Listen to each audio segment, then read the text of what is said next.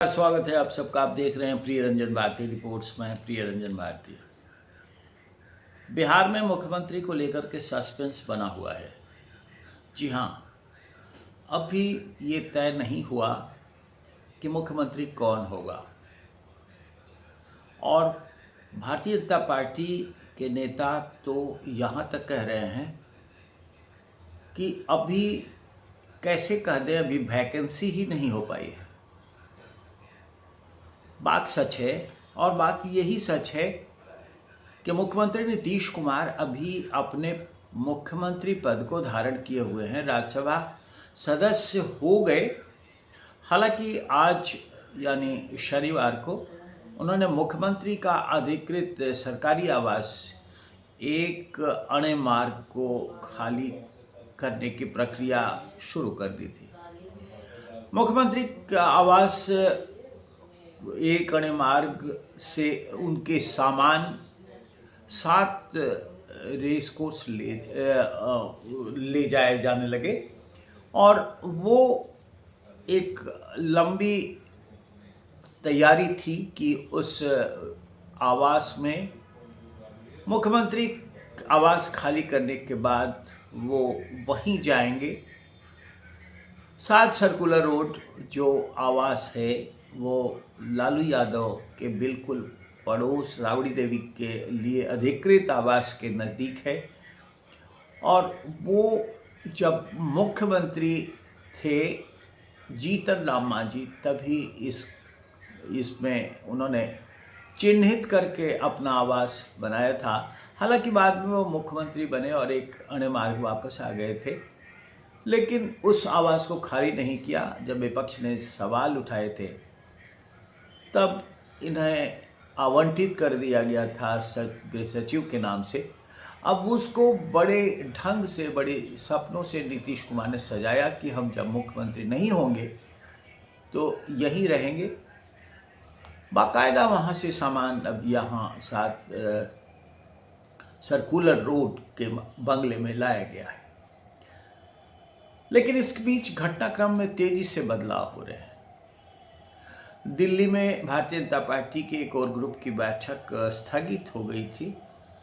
स्थगित होने के बाद सस्पेंस और बढ़ गया कि आखिर मुख्यमंत्री कौन बनेगा। अभी मुख्यमंत्री बनाए जाने के लिए जो भारतीय जनता पार्टी की प्रक्रिया है और जो उसका चलन है उसके तहत वो चौंकाने वाले निर्णय करती है। इस लिहाज से जो लोग ये दावे करने लगे हैं कि सम्राट चौधरी का नाम 99% से अधिक वो फाइनल हो चुका है, तो वो शायद भारतीय जनता पार्टी की परंपरा को नहीं जानते या फिर भूल कर रहे हैं। अभी रेस में कई नाम हैं और उन नामों पर विचार होना बाकी है।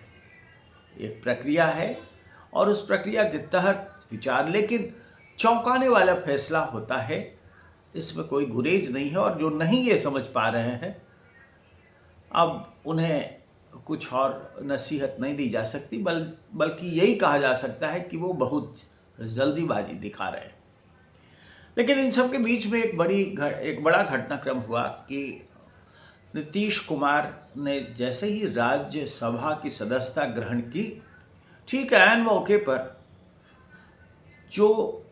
जिन्हें राज्यसभा तीसरी बार भेजने से जनता दल यूनाइटेड वंचित कर चुका था, वो उपसभापति रहे हरिवंश नारायण सिंह को भारतीय जनता पार्टी के तरफ से राष्ट्रपति ने राज्यसभा के लिए नामित कर दिया और राष्ट्रपति को ये अधिकार है, वो करते हैं। यानी नीतीश कुमार का राज्यसभा में पद ग्रहण उस सीट पर हुआ है जो जस्टिस गोगोई ने खाली की थी। हरिवंश नारायण सिंह को फिर से नामित कर दिया गया तो वो राज्यसभा सदस्य हो गए। राज्यसभा सदस्य बनने के साथ नीतीश कुमार ने जो औपचारिक बातें कही वो सारा कुछ आपके सामने आ चुका है। लेकिन पार्टी में हरिवंश नारायण सिंह को राज्यसभा में भेजे जाने के लेकर के अपनी नाराजगी का पुट जाहिर करना शुरू कर दिया।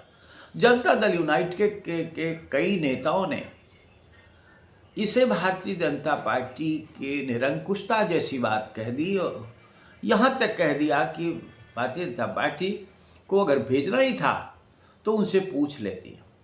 लेकिन इसका मतलब सीधा ये बनता है कि जिसे हम अनुशासन की डोर में नहीं रख पाए और जो हमारी पार्टी के अनुशासन से नहीं बन पाए, जिन्हें पार्टी ने एक तरह से निष्कासित न करते हुए भी दंडित किया, वैसे नेता को भारतीय जनता पार्टी ने प्रमोशन दिया और उन्हें गले लगा दिया। अगर राष्ट्रपति द्वारा उन्हें अनुमोदित करना ही था तो उसका वक्त भी यही क्यों चुना गया और पार्टी ने हमारी पार्टी यानी जनता दल यूनाइटेड से इसकी सहमति क्यों नहीं बनाने की दिशा में पहल की थी।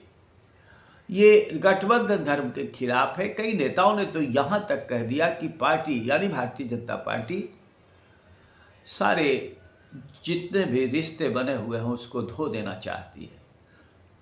यानी मुख्यमंत्री की वैकेंसी होती और नए मुख्यमंत्री का चुनाव होता, इसके पहले ही गठबंधन में एक तल्खी नजर आने लगी है और इस तल्खी के बीच में ही अगले मुख्यमंत्री का चयन होना है। अभी तक तो सारे मुहूर्त लोग तय करके घोषित कर रहे हैं कि 15 तारीख को नए मुख्यमंत्री का, नई सरकार का शपथ ग्रहण होगा। लेकिन सच्चाई यही है कि भारतीय जनता पार्टी को तय करना है और भारतीय जनता पार्टी ने अभी तक औपचारिक रूप से इसका न ऐलान किया है, न इस पर मंथन किया है। कयास लगाए जा रहे हैं, संभावनाएं जताई जा रही हैं। तो अब देखिए, पार्टी के कई नेताओं ने यानी भारतीय जनता पार्टी के कई जानकार नेताओं ने मुझसे बातचीत के दौरान खोल करके कहा कि सर ऐसा है कि पार्लियामेंट्री बोर्ड तय करता है और पार्लियामेंट्री बोर्ड तय क्या करेगा ये हम आप अनुमान लगाकर नहीं कह सकते।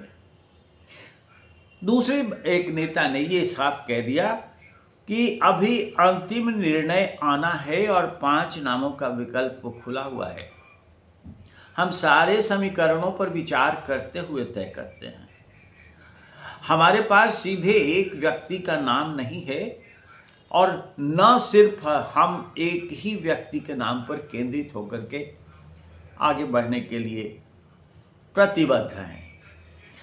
अब इसे लेकर के आप क्या कह सकते हैं कि जिस तरह से हरिवंश नारायण सिंह के राज्यसभा में राष्ट्रपति द्वारा नामित किए जाने को लेकर के जनता दल यूनाइटेड ने तल्खी दिखाई है और विजय कुमार चौधरी ने यहाँ तक कह डाला है कि मुख्यमंत्री नीतीश कुमार ने राज्यसभा की सदस्यता ग्रहण की है। राज्यसभा का सदस्य होने का मतलब ये नहीं होता है कि वो मुख्यमंत्री नहीं है।